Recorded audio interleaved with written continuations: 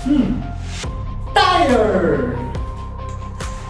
एक अनोखी इन्वेंशन। लेकिन गाइस कभी आपने ये सोचा कि ये जो टायर है ये हमेशा सर्कुलर क्यों होता है? इसका कोई और शेप क्यों नहीं होता? Hello guys, welcome to my channel.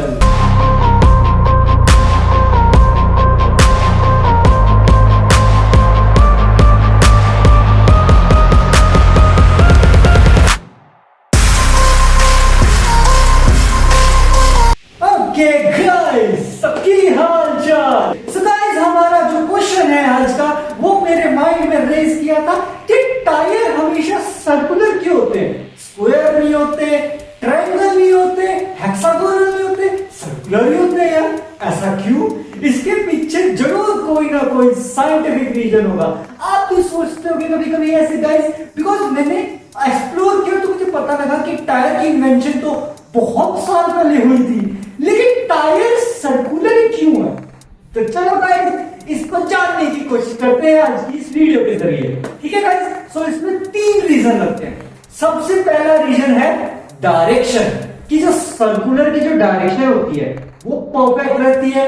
दूसरी चीज, इसका जो सिमेट्री है वो परफेक्ट रहती है। अब आपको मैं और एक्सप्लेन करूं तो इसमें थर्ड जो one of the most reason है वो है स्पीड, वेलोसिटी। अब आप कहोगे कि स्पीड कैसे मैटर करती है भाई? अब आप एक्सप्लेन करते हैं कि स्पीड कैसे मैटर करती है।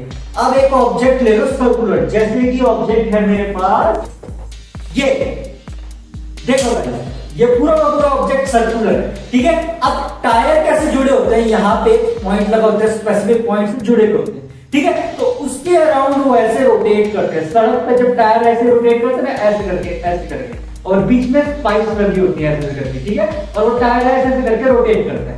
अब टायर जब ऐसे रोटेट कर रहा है तो ये कितना एंगल ले रहा है?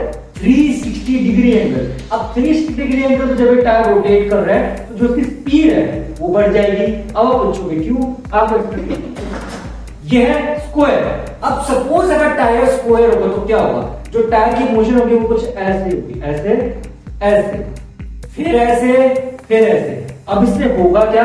अगर आप गाड़ियों को ध्यान से देखोगे जो बहुत बड़े लेवल के इसमें इंजन यूज किए जाते हैं, बड़ी गाड़ी या ट्रैक्टर ले लो, कोई भी ऑब्जेक्ट ले लो जो मूव कर रहा है, तो इसकी जो फ्रिक्शन है, एयर ड्रैग भी होता है ना, हवा का प्रेशर जो पड़ता है उससे स्पीड कम होती है, तो इस पे एयर ड्रैग भी पड़ेगा। लेकिन इसमें जो इसका मोशन है ना गाइस, वो स्लो हो जाएगा क्योंकि ये लीनियर मोशन में जा रहा है। ऐसे देखो बिल्कुल लीनियर है, 90 डिग्री पे ऐसे मूव कर रहा है, तो इससे क्या होगा? मूव तो हो जाएगा ऑब्जेक्ट, लेकिन परफेक्टली नहीं होगा। तो मे बी इसकी जो स्पाइक यहाँ से जुड़ी हुई है वो टूट जाएगा।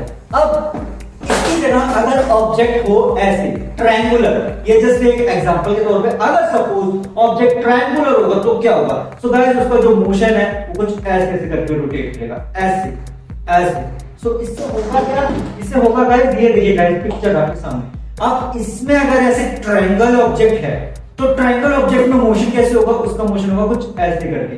सो उसमें होगा क्या कि जो उसका पॉइंट है ना वो डिस्टर्ब हो जाएगा, वो टूट जाएगा, क्योंकि कोन शेप में होगा गाइस। तो कोन शेप में जब टायर मूव करेगा, ट्रायंगुलर टायर मूव ऐसे, जो ट्रायंगुलर टायर है वो ऐसे करके मूव करेगा, तो उसका जो ये ऊपर का पॉइंट है ना यही टूट जाएगा। जब यही टूट जाएगा तो टायर वर्क नहीं करेगा। तो उसके लिए सोल्यूशन क्या निकाला गया?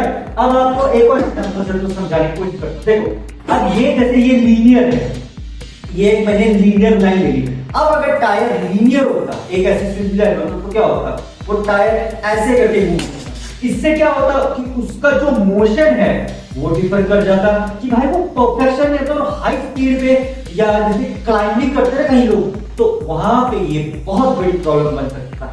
इसी के लिए इसका सोल्यूशन निकाला गया कि टायर को सर्कुलर में एक्सपेरिमेंट करके देख लेते हैं। बिकॉज बहुत सारी शेप को ट्राई करके देख लिया। अब आपको मैंने को समझा दिया, ये है स्क्वायर शेप, ये है ट्रायंगल शेप और ये है सर्कुलर शेप। सर्कुलर शेप के अंदर 360 डिग्री एंगल बनता है, इसी कारण से उसमें जो रेजिस्टेंस है वो भी कम लगता है, प्लस उसकी जो स्पीड है टायर की वो बढ़ जाती है।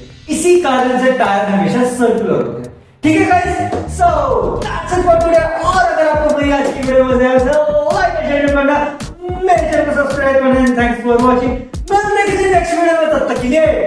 Bye bye.